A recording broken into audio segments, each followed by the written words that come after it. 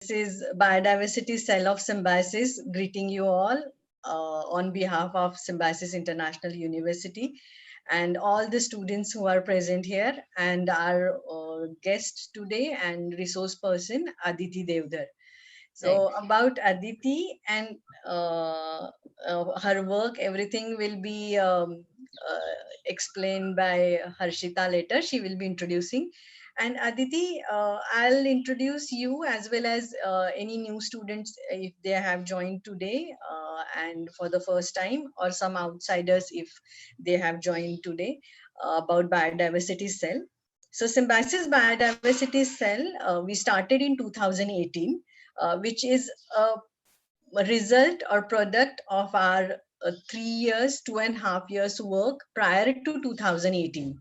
So Symbiosis International University Chancellor Dr. S.B. Mujumdar wanted to have a book published on the campus biodiversity because we have 350 acres campus, which is spread across various different kind of habitats and elevations.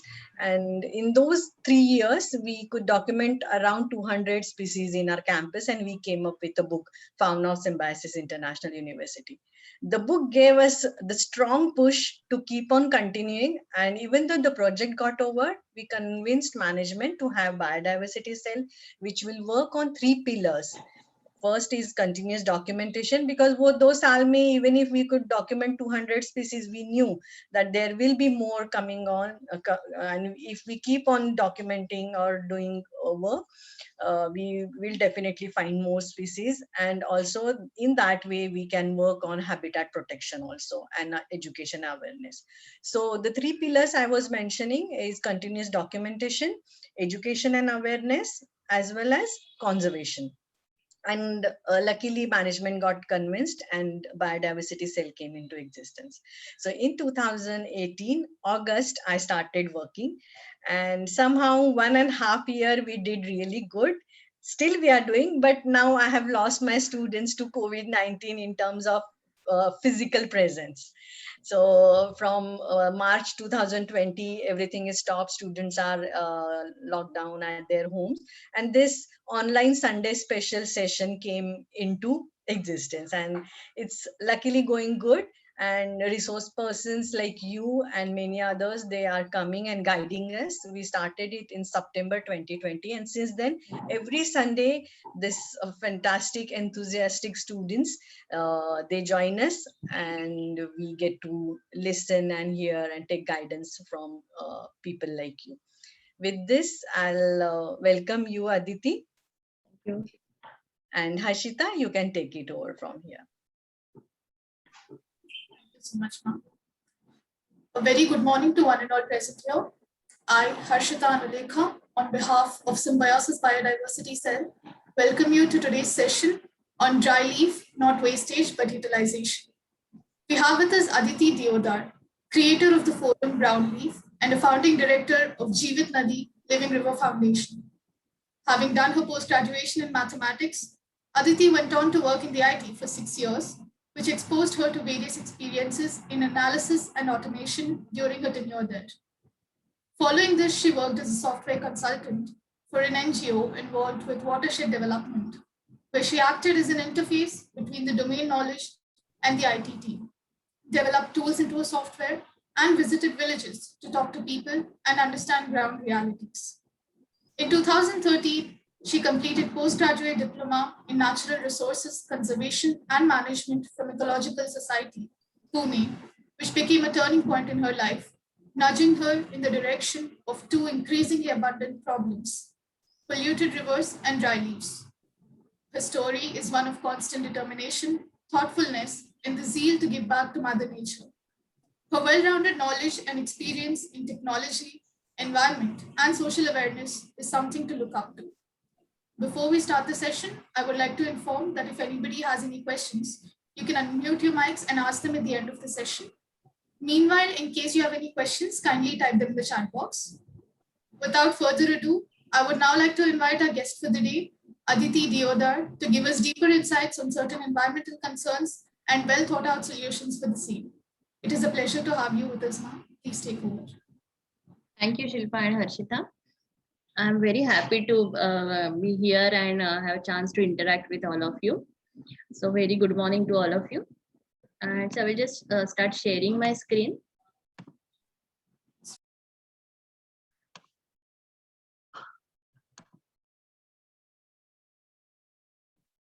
So we work with the vision that not a single dry leaf should be burnt in India. And shortly we'll discuss exactly why we think that dry leaves is not waste and it's a resource, and exactly why we are so against burning dry leaves. So we'll discuss that shortly. So I will just take you, this is the common sight across India during winter. So around mid-October, leaf fall starts, and pretty soon we see that all our roads and pavements, everything is covered in dry leaves. Rather, any horizontal surface in sight is covered with layers and layers of dry leaves. So this is a very familiar sight to everybody, and this is, we all agree that this is a challenge that every city tries to tackle with. So we'll just take you through this today's session, exactly what we are going to discuss. So first, why exactly trees shed leaves, then what happens in nature, then why it has become such a huge challenge for us in urban landscape, then why burning leaves is not good, and if not burn, then what one can do, because that is a very important thing, that just asking somebody not to burn dry leaves is not sufficient, because we have to provide an alternative.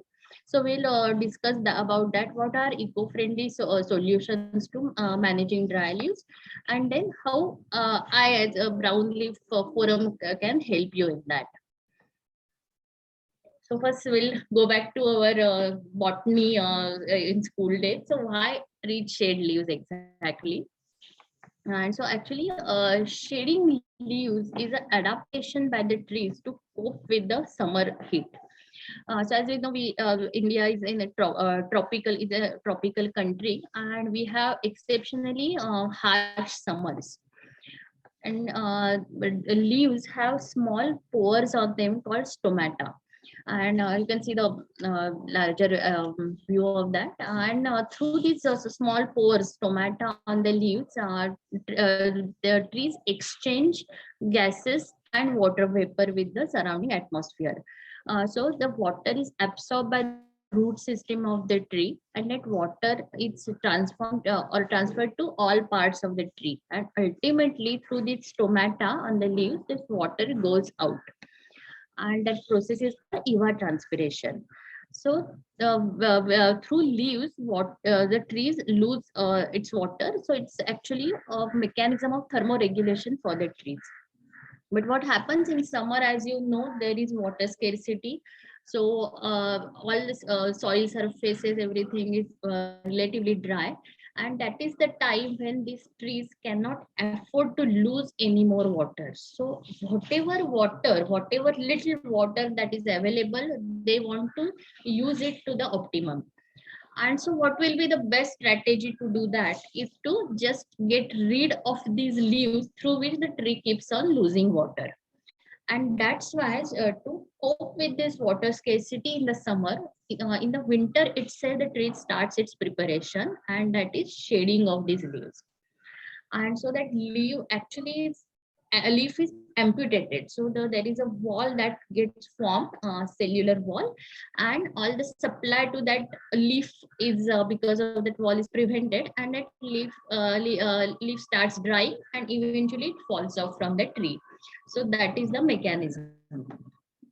And it's not only beneficial for the tree. What happens when these leaves are shed, so there is these leaves fall around the tree, and so there is a layer of leaves on the soil around the tree.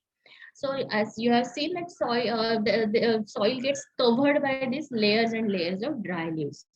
So that is advantageous to the soil also, because in the summer when water is scarce, because of this layer, it forms a protection for the soil, and because of this dry leaf layer, the sun rays, the harsh rays cannot reach the soil directly, and because of this even soil is able to retain the moisture. And if you go to any forested area where there is no human interference, there you will see that if you just remove the upper layer of leaves, you will see the soil beneath is quite moist and it is dark in color. So just by looking at it, you can feel that this soil is teeming with life. And so that is the advantage, that soil is able to retain moisture. And that's because of this moisture, the microbial activity in the soil continues. And also the lot of insects are there which find protection, which are beneficial for the soil fertility. They find protection under this layer of dry leaves. So the first thing is that the tree shades leaves to conserve water. And then because of this layer of dry leaves on the soil is also able to retain its moisture. So that is the one more advantage. And then eventually when monsoons arrive, these leaves decompose. So whatever nutrients are present in these leaves, they are dissolved in water, that rainwater, and they are returned to the soil. So they are available in the soil for the tree to absorb in the form that it can absorb, because they are dissolved in water. So that is, as you can see, that is the brilliant design actually, that it's cyclic system. So trees takes up nutrients from the soil. Then those nutrients, some of those nutrients are present in these fallen dry leaves. So when these leaves fall and decompose due to rain, then those nutrients are returned to that soil where they are available for the tree again. So this is very brilliant design where there is no wastage. So as you can see, in nature, everything is cyclic. So output of one system serves as input to some other system. So we call it nature's soil to soil principle. And so this is the typical scenario in any natural landscape. So there is no human interference here. There is nobody to sweep off those dry leaves. So what will happen is this dry leaves will, trees will shed leaves, dry leaves will fall. They will remain on the soil all throughout the summer. And in the monsoon, when rains arrive, they will decompose and go back to the soil. So they are back to the soils. And so when the next leaf fall starts, soil is again able to receive them. And so that is how this, that's why we don't see any waste in nature. There is no concept of waste in nature, rather, because all the processes in nature are cyclic. And so there is no end, and hence there is no waste. So whatever output is from one system serves as input to some other system. Now let us discuss why it has become such a huge problem for us. And it's quite a recent phenomena actually, even in cities, because typically in any household in older days, if we go back to our grandparents lifestyle, then there used to be a pit in the backyard where all the dry leaves, all the kitchen waste, food leftovers, they used to be get deposited there, and they used to get composted there. So actually, dry leaves was not a problem till recent years, even in the cities or in urban landscape. But now the challenge is that we simply don't have any space. And second is we don't have any soil. So if you observe, or if this photo is actually representative of any urban landscape, that you don't see any soil here, because most of the soil surfaces in any city are covered with built structures. So there are buildings, there are roads, there are footpaths, and that's why the soil is capped under these built structures. And so there is no soil left for this natural process to occur, where the rains will decompose the leaves and leaves will go back to the soil. And space is the issue. So we don't really have that luxury of space where we have a lot of space and where we can carry out this or let this natural process to take place.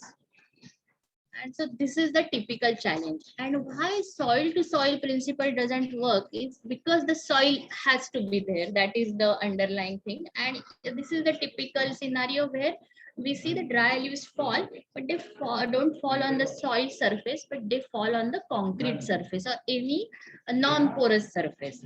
And that's why the challenge is that even when rains arrive, leaves will decompose because they are organic. But the challenge is they are not able to go back to the soil, and so they will just end up here in slush or mushy substance, and it will be termed as a waste, because that whatever that half decomposed leaves will be there on the footpath, they will cause us inconvenience. They are not very pretty sight to look at, and that's why they are termed as waste. And so as you can see in cities, what has happened, that this process which used to be cyclic in nature suddenly has become linear. So because there is an end, that these leaves here are end of it, because they are not going back to the soil, and that's why they are waste here. And so in any human made systems, this is the issue, that we create something, we utilize it, and then we throw it away. So at this point is where the waste is created. And so this is a challenge. You must have seen, like every horizontal surface here is covered with dry leaves. And so again here the problem is that there is simply no soil left for the soil to soil principle to take place. So we discussed why dry leaves have become a challenge. Then what intuitively what seems to be a solution, that just burn off those dry leaves, because the dry leaves, as the name suggests, they are dry, they burn off very easily, and such a huge pile of dry leaves gets converted to handful of ash within a matter of minutes. So burning seems a very convenient option to get rid of this. So let us very objectively discuss why burning is not a good idea. So no, as you know that leaves are organic, means any rather life on earth is carbon based. We all are made up of carbon. So are the leaves. So when anything organic or any live living thing is burnt, the output is carbon dioxide. And so when leaves are burnt, they give out carbon dioxide. So that carbon coming out of it is combined with oxygen to form CO2, that is carbon dioxide. And as we all know, carbon dioxide is one of the gases that help in global warming.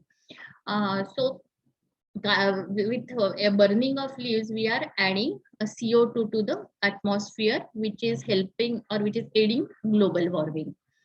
And if there is no sufficient oxygen for this burning to take place, then the leaf pile smothers. If there are too many leaves are there, then the lower layers don't get sufficient oxygen, and because of that, the smothering of leaves, that output is carbon monoxide.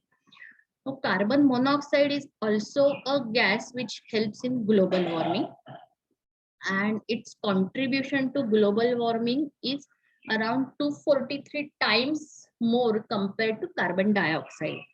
So it is also like carbon dioxide, carbon monoxide, both are greenhouse gases, but carbon monoxide contributes more to global warming than carbon dioxide. And in case of carbon monoxide, it is highly poisonous gas. It is harmful to the environment also, and it is harmful to us also. What it does is it gets attached to the red blood cells in our blood, and over time, with constant exposure to carbon monoxide, the capacity of red blood cells to carry oxygen is reduced, and it leads to many health problems. So carbon monoxide, that's why it is called poisonous gas. So carbon monoxide is harmful to the environment, and exposure to it is harmful for our health also. Then smoke, of course, is a result of any burning, which has its disadvantages, like it causes a lot of respiratory issues, especially for people suffering from asthma. Smoke is really harmful, and breathlessness, and these things are caused by it for of a normal healthy person also.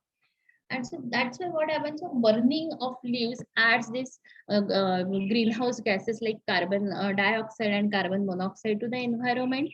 Then as we saw in that cyclic process, all the nutrients that the leaves contain, they are returned to the soil. So when we burn out those dry leaves, so we are just destroying those nutrients also. So that soil is losing nutrients every year, but the soil is not getting back those nutrients. Instead, we are just destroying them away. So the soil is also losing nutrients every year without getting them back. So soil is losing its fertility in simple terms. So so this burning of leaves is not a what say advocatable choice, because it is environment hazard, it is a fire hazard also, because what, and it is a health hazard because it's open burning, so we really don't have any control over that fire. So once we set fire to these dry leaves, then the fire can spread. If there are dry leaves everywhere, the fire can just spread without we having any control over it. And also sometimes the green trees around, they are also affected by this spreading fire. So it is an environment hazard, it's a fire hazard, and it is a health hazard, and it is detrimental to our soils also in terms of nutrients. And that's why burning of dry leaves, though it might seem convenient in short term, it's not such a good idea.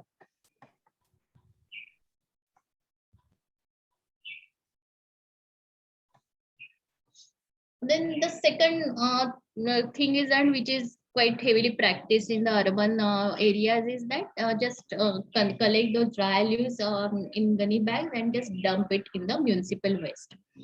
Then even that is not really a good idea, and it's not going to work for long. So let us discuss why. So what happens as part of municipal waste collection, at few places these dry leaves are collected and are transported to the nearest dump yard. Then there all kind of waste is dumped in the dump yard, and that's why a lot of times this though these dry leaves are going to decompose anyway because they are organic, but they don't decompose, they rot, because there is not enough oxygen present there for this decomposition to take place. And in absence of oxygen, whenever this decomposition happens, then the output of this is methane. And methane, again we are going back to the same, that it is again a again something that aids global warming. It is again a greenhouse gas. Contribution of methane to global warming is around 24 times more than that of carbon dioxide. So it again means a greenhouse gas, it aids global warming, and methane is highly flammable gas. And that's why I have just sharing some of the clippings from the newspaper. Recently at Mumbai's Devnar dump yard, there was a fire. Because methane is flammable, you see lot of fires erupting from these dump yards. And it is methane is the result of anaerobic digestion of the organic matter in the dump yards. And so whenever we just when we are trying to get rid of these dry leaves and we just dump them in the municipal waste, this is the result, that there is more and more methane is getting added to the atmosphere. For the people who live near these dump yards, it is a huge challenge. So it was never a good practice actually on our part to dump our waste in somebody's backyard. But again, even now, around 3 years back, the then Chief Minister of Maharashtra declared that we no longer have a space left for new dump yard in Maharashtra, and all other states are heading towards the same plight. That soon may, it was not a very good practice anyway, landfill or dump yards, but now we are even running out of space for these dump yards. And so soon it will not be a choice to manage your own waste, but it will be mandatory. And now we will discuss a bit about this concept of waste also, that how we can, because I always feel that this waste lies in our mind, not in nature. So how we can convert that waste into resource, that we will discuss. But again, whatever waste we call it, it could be kitchen waste, it could be these dry leaves. So whatever waste is there, dumping it in the municipal waste is no longer, will not be no option that is available for us long. So we will have to manage our own wet waste in our own premises. So I hope by now I have convinced you that okay, burning and dumping is not such a good option, or it's not advisable. But again, we come to that, it is all okay, that is fine, that we are burning and this is not good. But then how we can do, means how we can manage dry leaves without burning or dumping them. So I just share a small story with you. Just now Shilpa mentioned that a lot of bird chirping is there in here in background. So we are very fortunate that in even living in a very crowded area, we have a huge tree in our backyard. It's called monkey biscuit tree. It's a very old tree, and it's really heaven for birds. There are a lot of squirrels are present. Birds means for birding, I don't need to go anywhere. I can just sit in my balcony sipping tea and do birding there. There's so many birds are there, and it's a very huge tree. And the same tree that is heaven for us, otherwise turns a nightmare for us in the winter, because by mid October this leaf fall starts, and all our society premises are covered with layers and layers of dry leaves. And around 6 to 7 years back, even we had no idea how to deal with that, and we used to do the same thing that all our neighbors do. We the a lady who does the housekeeping in our premises, she used to collect those dry leaves in a large heap, and she used to set fire to it. When I completed a PG diploma from Ecological Society, that time I realized that this is not good. So because dry leaves are natural, biodegradable, they are going to go back to the soil. So why to burn them off? So I decided, okay, at least in my building, I will stop this practice. So I talked to that lady dry leaves. I asked her to simply collect those dry leaves in heaps and just don't burn them, and I was really happy. I thought I have put stop to this bad practice, and it's done. Means the solution is implemented. And after a month or so passed, and that lady came back to me and said that the heap is too large now, and now the neighbors will start complaining. They will accuse me that I am not doing my work properly. And what exactly we have to do with that? And I had no idea about it. I had not even thought about it, that we will have to provide some alternative to burning. And honestly, I mean, till then I had just reached the conclusion that dry leaves is not a waste, and that's why they should not be burned. But I had no idea what we can do with those dry leaves. And so that was the time I decided to take help of social media. So I just created one message, and in the message I mentioned that we have this so and so tree, and we have so many dry leaves, and what all one can do with all those dry leaves. And I received many replies to that, because it was a problem that everybody was facing anyway. And the one reply in that particularly caught my attention, and she is the lady in that photo with me. Her name is Sujata. So Sujata lives in Pune city in the area called Sus, and hers is a bungalow society. And there what she has done is she owns a plot there, and it was vacant for many years. But one day she decided that she will cultivate vegetables enough for her brother-in-law and her brother's family, so that they can eat vegetables which are not sprayed with the harmful pesticides, or the harmful chemical fertilizers are not used in that soil. So with that, she started working, but then she realized that since that plot was vacant for many years, the builder had used it as a dumping yard for other construction work. So lot of construction debris was dumped in that plot, and virtually no organic matter was left there to, or soil was left there to grow vegetables. And you know that buying soil is a very expensive matter, and it's not ecologically advisable also, because we are digging soil, we are depriving some area of their soil. So then what was the solution? So she was trying to create this organic matter which was missing from that area using dry leaves. And so her reply to me was that whatever leaves your tree shades, I can accommodate all those leaves in my garden. And it was really, actually it was a relief for me. And so immediately I set on working, and then I just got some empty gunny bags from a nearby grocery store, because we don't have that also in our house now. So we got those gunny bags, and with help of the housekeeping lady, we both collected dry leaves in bags. So we had 5 gunny bags ready for her. So very next day Sujata came in the car, and she carried away all those 5 gunny bags. And actually that got me curious, because for me that dry leaves has become such a headache, and this lady came all the way just simply to collect those dry leaves. And I got really curious. I decided that I have to visit her place and I have to see what exactly she is doing with the dry leaves.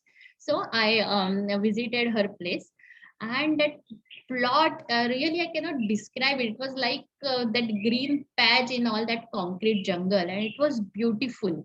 And just name any vegetable, and Sujata was cultivating it in her garden. And in fact now situation is that she's cultivating more vegetables than these three families require, and she has surplus produce now. That is the situation now.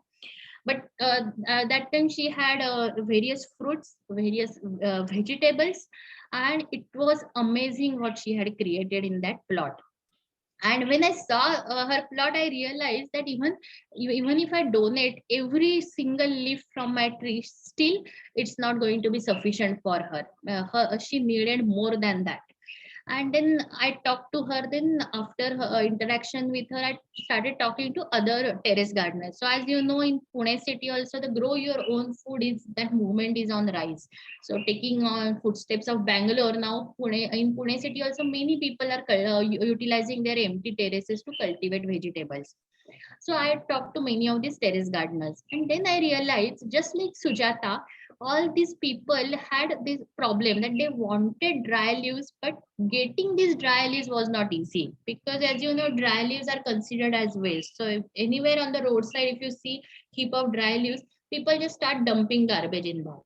And so first thing, picking up dry leaves from the street is not something that lies in comfort zone of every person. And even then somebody goes and picks up dry leaves from that from the roadside, there's so much garbage in that leaves. So getting clean dry leaves is challenge for all these terrace gardeners. So that was a common thing that came out from all these discussions. And it was really a, what you say, eureka moment for me, because I realized that okay, so there are people who have dry leaves, there are people who want dry leaves. So it's classic economics problem, that there is supply, there is demand. So availability and requirement both are there, and both exist in the same city. So what was needed was just connecting these two type of people. So if I bring together people who have dry leaves and people who want dry leaves, and if they exchange dry leaves between them, at least some portion of this challenge can be tackled. So some portion of these dry leaves that are generated throughout the city can be utilized for this purpose. And so that was actually a very nice moment for me. And then I thought, why not create a forum that connects these two kind of people? And so a platform as a connecting forum for these people. And so I did just that. So I just created one the Facebook page, free website at that time, and I created WhatsApp group, and I started spreading that message. And the response I got was tremendous. And so then I realized, okay, this idea has potential and something like this can work. This is just glimpse of Sujata's garden, and you can also see strawberries growing. And she's now actually, she does not know what to do with all these strawberries. That such a produce is there. And this is my, you can say, loud thinking. So this is the basic concept of brown leaf. So there are people who have dry leaves, there are people who want dry leaves. So there is availability, there is requirement, and I'm just connecting these two.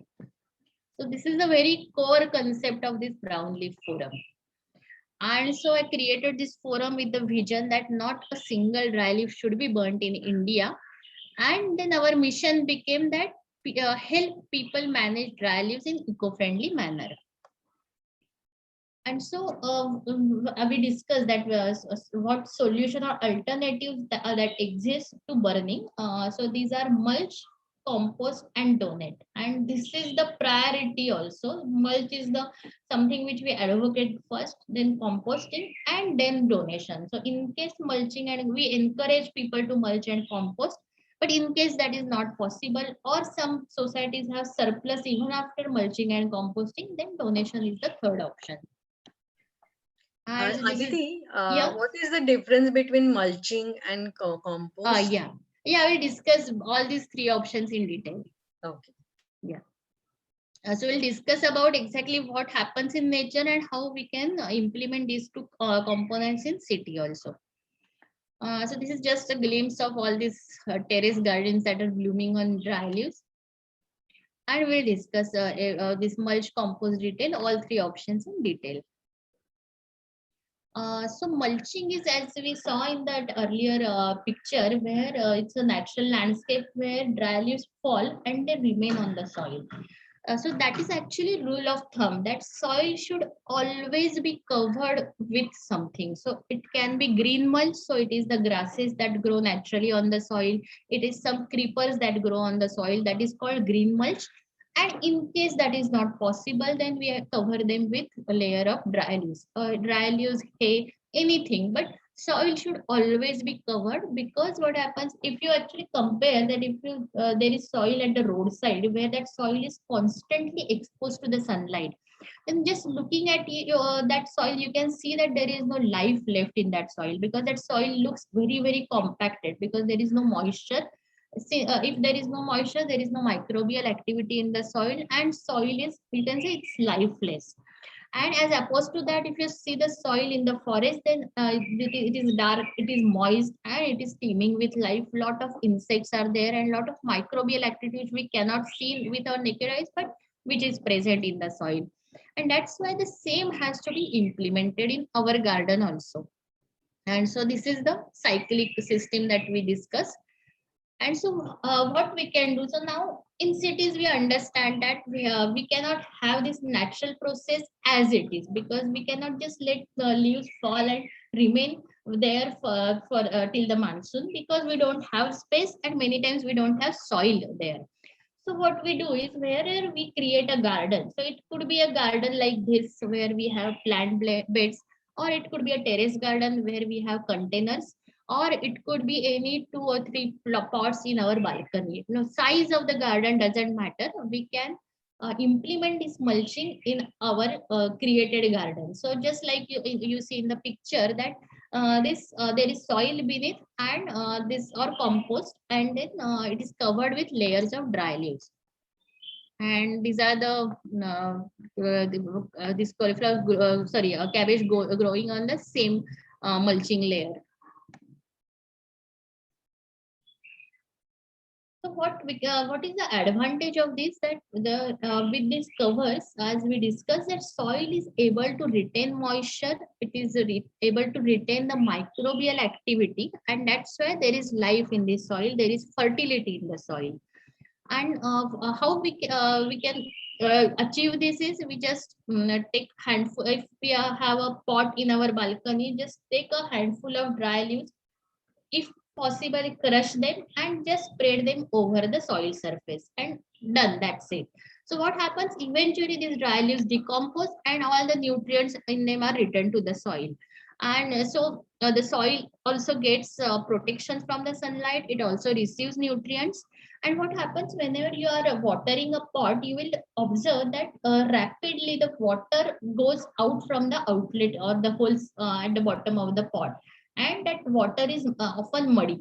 So what happens with every watering, that it carries away or erodes away the soil in that pot. So with every watering, our plant is losing soil and the nutrients along with it. But with mulching, what happens that when we water, the velocity of that water is arrested because of this layer. So instead of entering the pot rapidly, the water gradually percolates in that soil, and it remains there for longer time, because plant roots don't need water, they need moisture to grow. So because of this mulching, since the water remains in the soil, it does not flow away, and also it does not evaporate fast. That's why the moisture is available for the roots longer. And you can actually carry out this experiment. You don't need to just believe because I'm saying. You can just have 2 pots and have mulching in one and keep soil exposed in one, and you will observe that there is a significant difference in the growth and overall look of that plant that grows with the mulching. And in the society, how we can do it? If you have garden, please practice mulching. But if you are in the societies, there are some, this photo is from my society itself, where we have this plot where there is no human activity, because as you can see, all the trees there are quite big, so they are on their own. We don't need to water them, and so we don't need to go in this area. So this small patch is where this is my mulching plot, where we just let the leaves as it is there, and so it acts as sponge. So whatever rainwater is there, it is absorbed here, because these dry leaves, as dry leaves contain carbon. So they add, when they decompose, they add carbon to the soil, and because of that, soil is rich in carbon. And the soil that have more percentage of carbon are able to deal with drought and flood very effectively. And because of this soil carbon, the rainwater, whenever it falls, most of it is absorbed, so it also prevents runoff. So this is my sponge actually, where we capture our rainwater, and so there is less flooding in the society premises. So whenever possible, we can create such plots in our societies, where there is not much human activity and not much inconvenience to people, and we can create this soaking pits sort of there. And wherever we have garden, we can practice mulching and utilize dry leaves in this matter. Then second is composting. Again, the mulching is not something out of the world. It is the same natural process that happens in any landscape, but only in our urban landscape, we are modifying it bit so that it is convenient for us.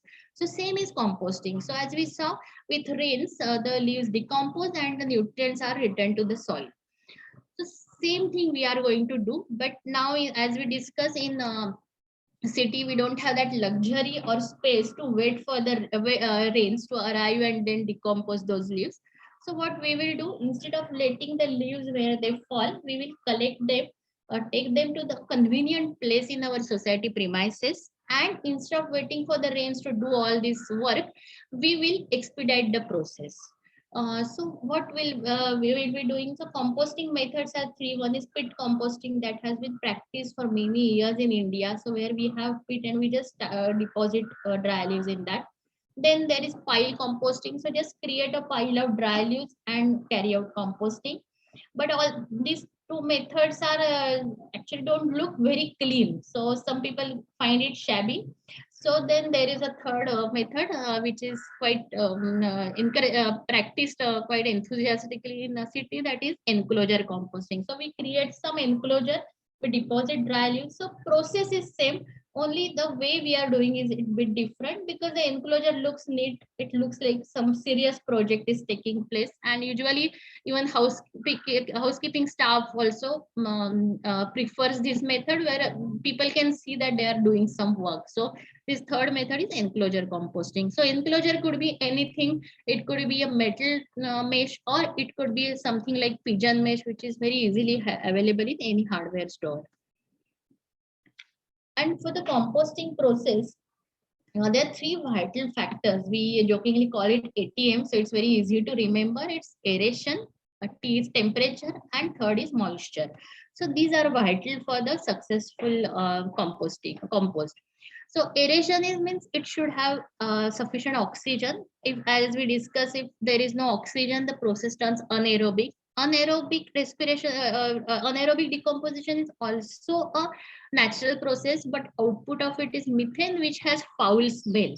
So we don't want that, and that's why we prefer that it happens in presence of oxygen. That's why the whatever wherever you are doing composting, that organic matter should have sufficient air. So in pit composting, pile composting, and in enclosure. So in enclosure, what we do is we use some mesh. Because of that, there is natural, or by design, the aeration is there.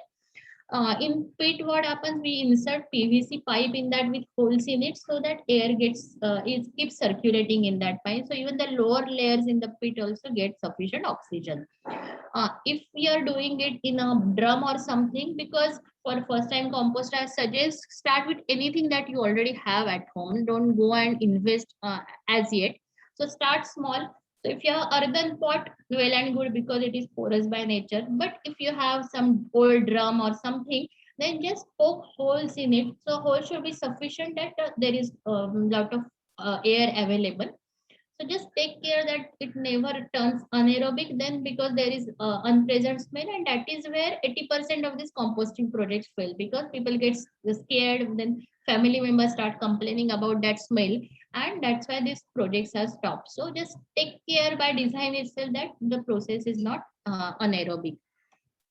Then temperature, we are very lucky that in most parts of India we don't need to worry about temperature. We have abundance of it. Only in northern India, sometimes in winter months, the process may slow down when temperatures dip, but again, it will pick up when temperatures are favorable. So that is something that is taken care of for us in tropical region. Then moisture is the third thing which we actively need to manage. Any microbial activity that is taking place, it needs moisture. And if you're using kitchen waste and dry leaves, then that is taken care of, because kitchen waste is almost 80% water. But if you're using only dry leaves, then just like we water our garden every day, we need to water this pile also, pile or pit, whatever you have. So moisture is something that is very vital, and in absence of moisture, the process will stop. That is the thing, the microbial activity in it will stop. So, and a third thing is, if we don't need, if we don't cannot devote time to watering the pile, then we can just wait for the rains to arrive, and then that at that time this process will pick up. So moisture is the third vital factor. And there are some insects, means the actually the hard work of this is done by insects and microbes. So we just ensure it's, I always give example that when we make curd from the milk, so the process is same here also in composting. Composting is not something very complicated. So what we do when we are making curd out of the milk is we heat the milk a bit so that it is lukewarm, and then we add half a teaspoon of curd to it. So that curd has bacteria in it, and those bacteria, once in the milk, they grow, they multiply, and they eventually entire milk is converted into curd. So the process is same. So what was our role in that? So all the hard work of converting milk into curd was done by the bacteria. We simply ensure that the conditions were right for this bacteria to multiply, and that is the temperature of the milk. We don't just take milk out of the fridge and try to make curd out of it. It has to be a little warm so that temperature is favorable for bacterial growth. That is all we have to do. So it's exactly same thing for composting. Composting is not at all complicated. Again here, all the hard work of composting will be done by these insects and bacteria and other microbes. So insects are called mechanical decomposers. So what they do is they break down this organic matter into small chunks so that microbes can digest it. So microbes are called chemical decomposers, insects are mechanical decomposers, and both have to work together for composting to happen.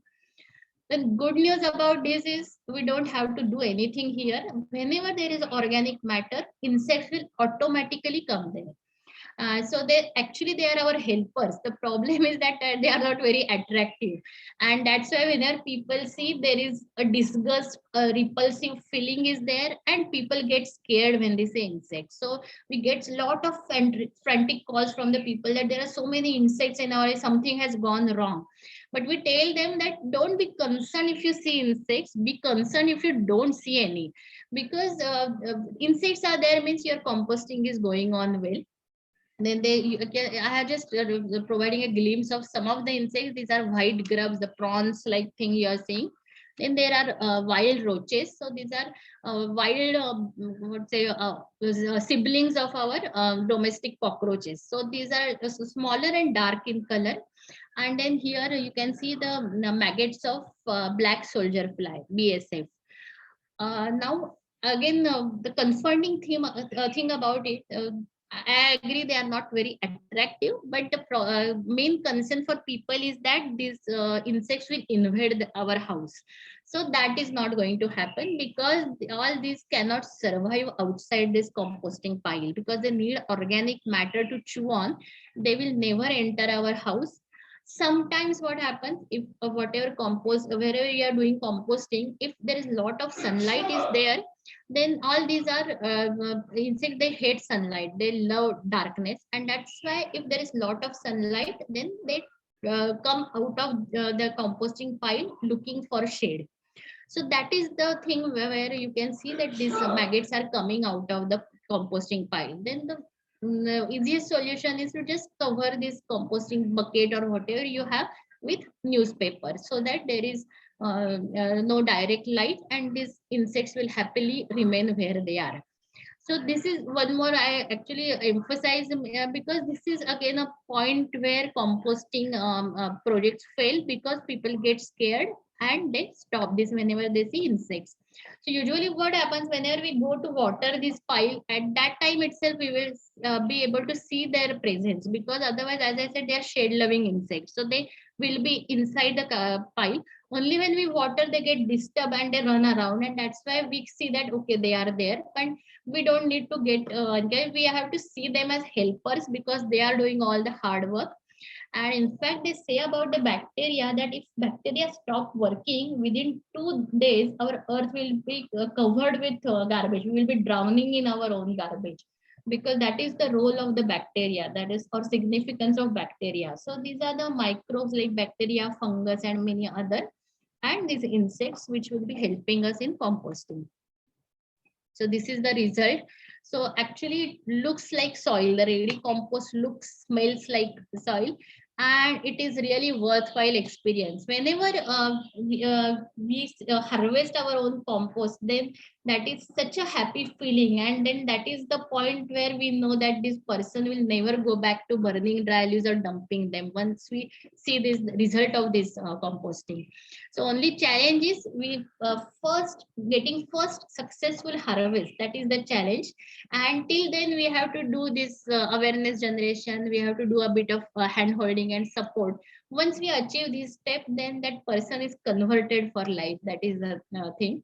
And in many terrace gardens now, in place of soil, this dry leaf compost is used, because the soil availability is a problem. Then again, for taking soil to the carrying soil to the terrace is also quite hard work. Compared to soil, dry leaf compost is very light in weight, and that's why it's very easy to carry this to the terrace. Also, it does not put any much threat or much weight on this structural integrity of the building also. That's why dry leaf compost is, first thing, dry leaves are very easily available. Dry leaf compost is light in weight, and also it doesn't compact easily, and that's why it provides aeration to the roots growing in that pot also. And that's why many, now we see many groups are coming up on Facebook also, where they have soilless gardens. So you can use it along with soil, or you can use it in place of soil. So use compost, do mulching on that, and you are ready to go. And you can start again, as I said, you don't need to have a large terrace or anything. Even if you have a balcony, or even if you have a small window, where in the window sill also you can have 2-3 pots where all the kitchen waste and dry leaves from your society can be utilized. Then third is donate. We call receive donate, where that's where the brown leaf started, is exchange of dry leaves from the people who have dry leaves to the people who want dry leaves. This is the concept, and the process is same, that the person who has dry leaves, they are supposed to collect them in gunny bags. They have to ensure that there is no garbage in the dry leaves, and they have to keep these dry leaves ready. Then they drop a message on our group that okay, I am so and so, I have so many dry leaves. This is the area. Then for the person who wants dry leaves and for whom this area is convenient, they respond, and then they mutually decide a time and where this leaf taker goes and collects these dry leaves. So it is responsible of leaf taker to take away those dry leaves. It is responsible of leaf donor to ensure the leaves are segregated. There is no garbage in the leaves. And that is how this exchange takes place in our group. So this is just a glimpse of what goes on in the group. And till now, actually in Pune city, we have exchanged more than 50,000 gunny bags. And so all these gunny bags of leaves that would have gone up in the air as smoke, now they have gone back to the soil, and beautiful gardens are blossoming over them. So there are individual households are there, many societies are there who are doing their own community garden. Some schools are there in Pune who are now utilizing their terraces to do gardening. So they collect nirmalya from households and you mix it with dry leaves to create compost, and then they are growing vegetables on the terrace. When we have Facebook page where around 5,000 people from across India are following us, and this is where we can help. So we have created some resources for the people who want to try their hand at mulching and composting, and currently they have no idea how to go about it. So we have a guide which is in PDF format, which can be downloaded from the site. Then we also, if we are not comfortable with that, we if you prefer video format, then we have a series of 15 videos which cover the same content as in the guide, where we guide people or provide inputs for the people who want to do mulching, who want to do composting, and also about donation option. So this is, and we hope that with all together in collaboration, helping each other, we can achieve the vision that not a single dry leaf should be burnt in India. So that's it from my side. Wow. Thank you, Aditi. I wish once you started the session, मुझे ऐसे लग रहा था कि मेरे घर के सारे लोगों को, and you know my other friends, even my mom, dad, my in-laws and brothers and sisters, सारों को लेके आऊं, because this is the problem in each and every household. And this is really a fantastic initiative you started, and thank you very much. Participants, attendees, if you have any questions, if you want to ask anything, you can unmute yourself and ask.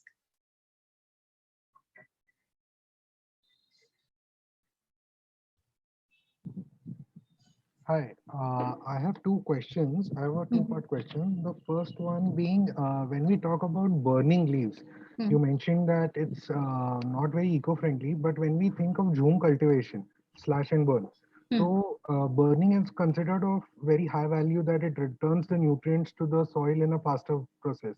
Right. So I would want to know a little more about that, whether it works with city scenarios. It would work in an open area, definitely, but would it work in a city area or in a garden? Since for city it adds more challenges because, as you know, it's highly populated area, so the buildings and everything is very nearby. So if I burn something in my garden, the smoke will affect many people around me. So open areas equation changes a bit. Again, for slash and burn also, now there is lot of what's a resistance for that, because if you have especially the crop residue that are burned in, especially in Haryana, that is a challenge which poses problems in Delhi also now. So the practice now is that we should let that organic matter as it is in the soil, even including roots also, and where they will automatically decompose and return carbon to the soil. It is called carbon farming now actually. So even that for slash and burn, but again in open area sometimes that could be okay, but in city where there is that human settlements are so nearby, that burning is very problematic. And a lot of time what happens, a large heap is burned where in the lower layers of that heap there is not enough oxygen, and again, as I said, the result is carbon monoxide, and which puts everybody around in danger. And that smoke is also an one more challenge in the city is that many times, as I mentioned, that whenever there is a heap of dry leaves, people just start dumping garbage in that.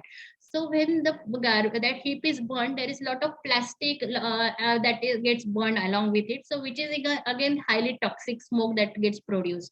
So that's why burning is not such a good idea in the city, even keeping aside global warming aspect. And my second question was, when you mentioned about pit composting, how do you aerate the lower layers? You mentioned using pipes. Can you Yeah. explain a little more about that? Yeah, absolutely. What happens when we start depositing these layers, then the lower layers are compressed because of weight from the upper layers, and then there is a chance of the process going anaerobic in that lower layer. So to avoid that, what we do, whenever that pit is dug, we take a PVC pipe and then we insert holes on it, and then that PVC pipe is inserted at the center of the pit. So it depends on the size of the pit. It is, if it is very large, then you have to for 3 by 3 feet pit, one pipe is sufficient. If we increase that, then in that ratio we have to increase number of pipes.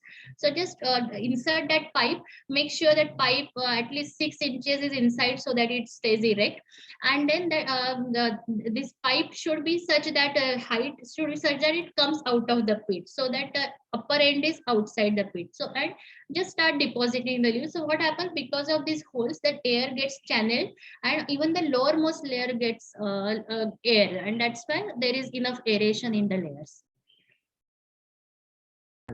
Thank you so much. Ma'am, there's a question in the chat box, if you can see it. Sure. Okay, so how long it takes to convert dry leaves? So if there are two methods, one is that we mix kitchen waste with dry leaves.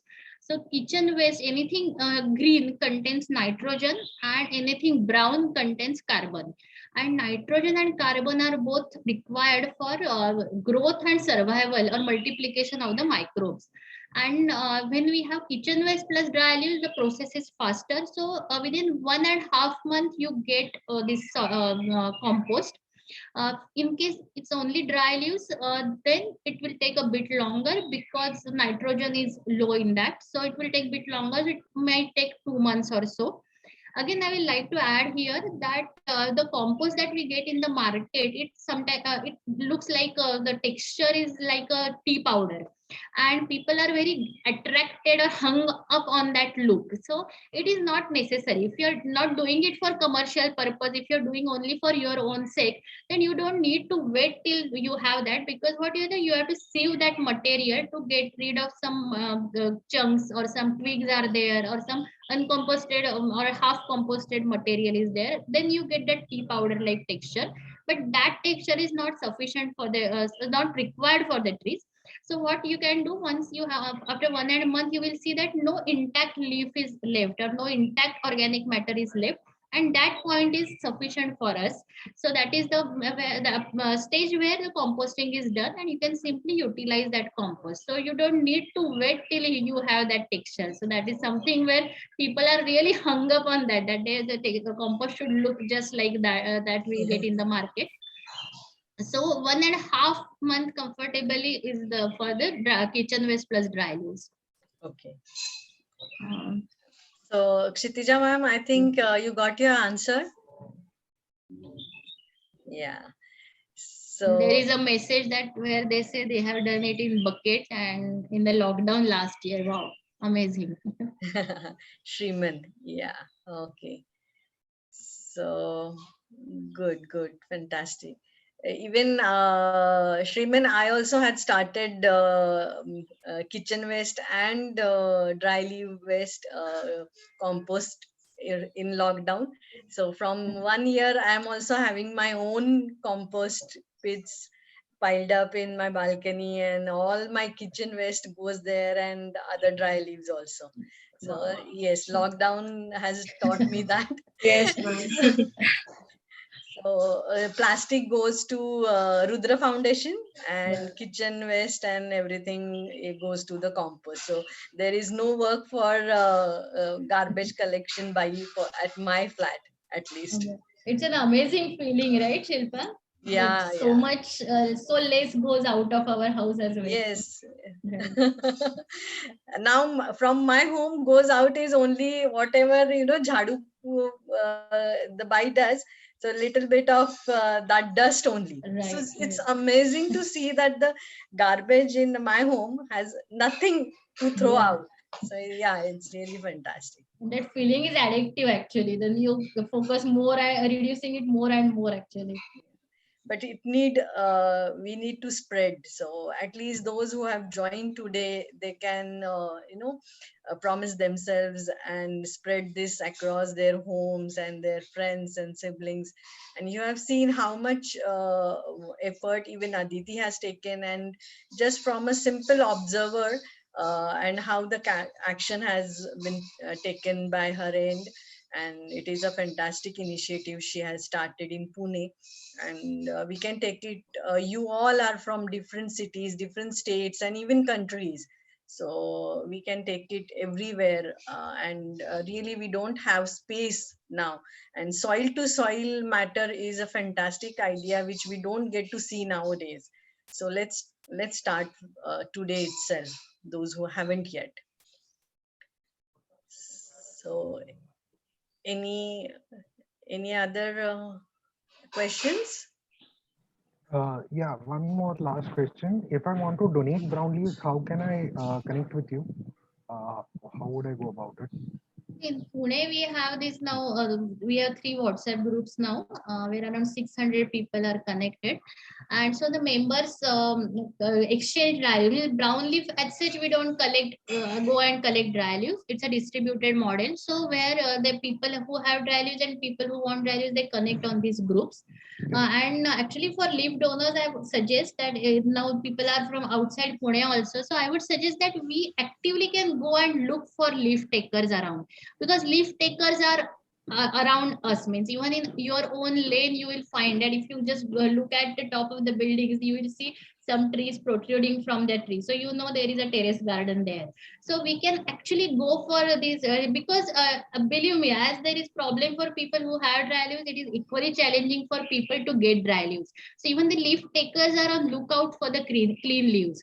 So you can just go around, and in your area you can look for, or WhatsApp is there, which is very helpful, where you can actually drop a message and say that okay, I have dry leaves and I can ensure that these dry leaves are segregated, there is no garbage mixing, I can keep it conveniently for you, collect and conveniently keep it for you, who can take it. And you will be surprised how many leaf takers you will find. So I actually, because creating a forum is okay, but again, in every city, it's not possible. So you actively can do that. So you actively can become this connecting link between leaf donor and leaf taker. And to start with, can you give a number or something like that for that WhatsApp group you were mentioning? Yeah, sure. I will set a link here. So where I will do that. Yeah. So those who are in Pune, we will do what you suggested. Look out for the people who are the takers, but also if you share the number, Sure. that will also help Actually, us. we have one Google form, so I will just say that, so that it provides some information about Brown Leaf Initiative, also some guidelines, and also the link to So invite link. you can send, you can give it here right now. Yeah, I'm just accessing it. I will do that. Yes.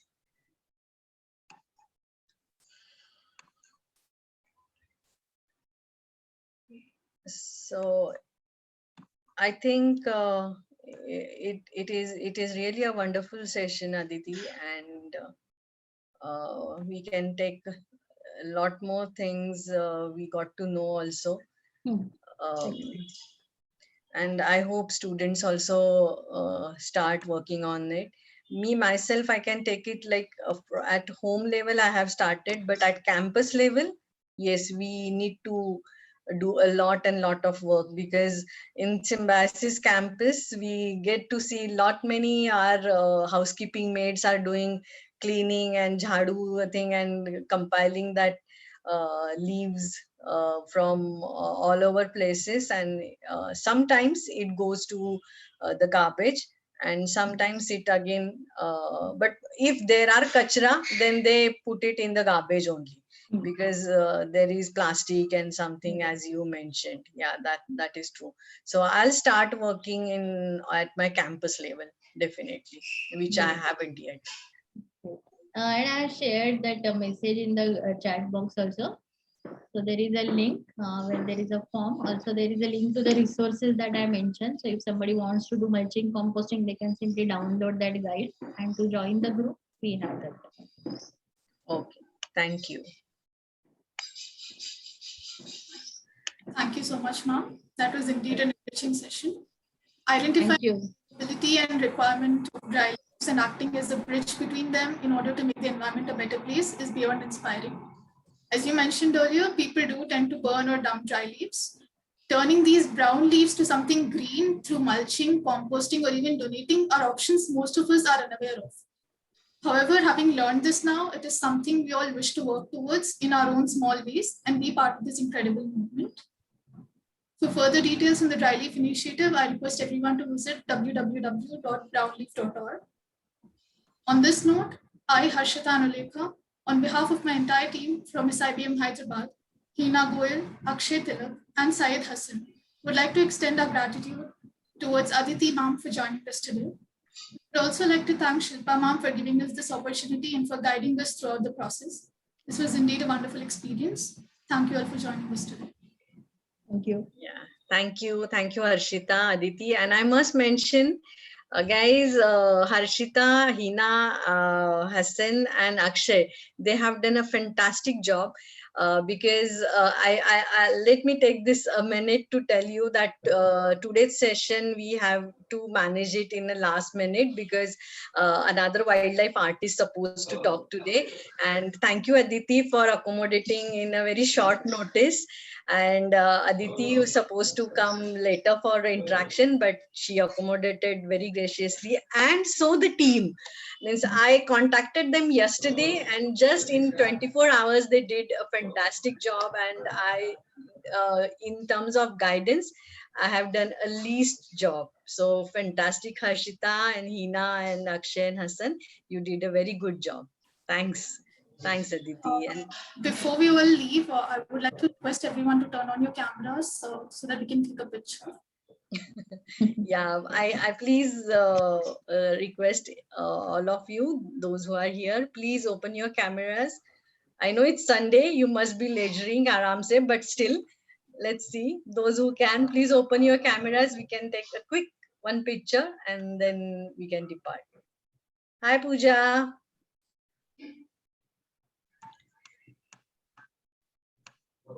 Hello, ma'am. Yeah. So, okay, you can take it. I think these many people are only going to open. Hi, Shriman.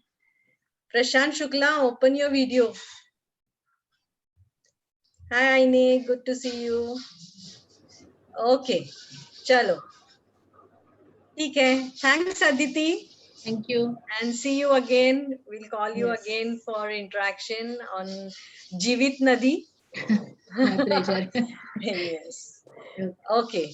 Bye. Bye, Aniket. Thanks for joining. So have a nice day. Team, you can stay back.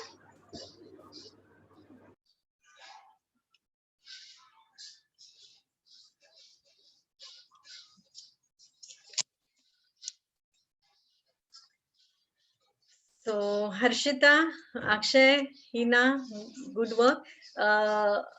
Akshay, you can close recording. Yes, ma'am. Yeah.